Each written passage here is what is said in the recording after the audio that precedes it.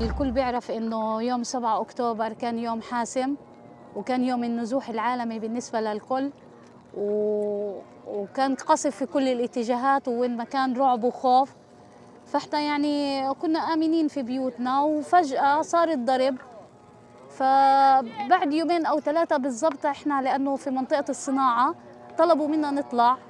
أول سكان طلعوا من المنطقة من غزة سكان الرمال، فطلبوا منا نطلع. طلعنا ووصلنا على الانصراط بدون وجهة، يعني بدون ما نعرف وين احنا رايحين.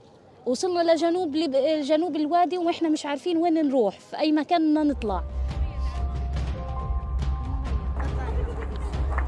طلعنا من الانصراط طبعا مرتين، مرة من المخيم الجديد، وصلنا لمنطقة في وسط الانصراط، لأنه مخيم الجديد أول منطقة تهددت.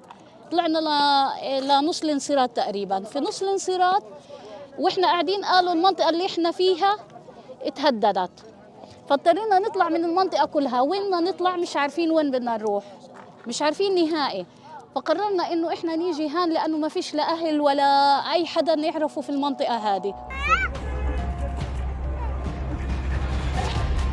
قعدنا نعاني، قعدنا ليلة كاملة تحت البرد والشتاء. معنا زي ما انت شايف ست كبيرة، معنا أطفال. من وين نجيب حرامات، من وين نجيب فرشات، نعاني نلف عشان نجيب الإشي اللي بدنا إياه. لحتى الآن معاناة.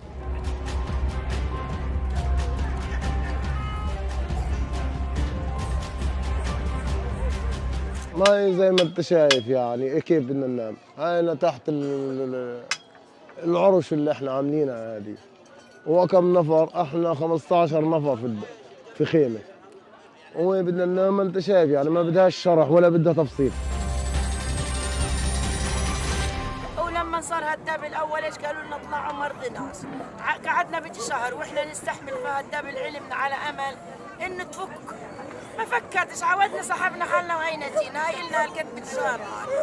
لا معنا لا حمامات بنظاف، لا دورة موجودة، لا أكل وشرب موجود. طحين ذبنا لما عثرنا عليه. بنعاني من كل إشي، مية، كل حاجة بنعاني منها.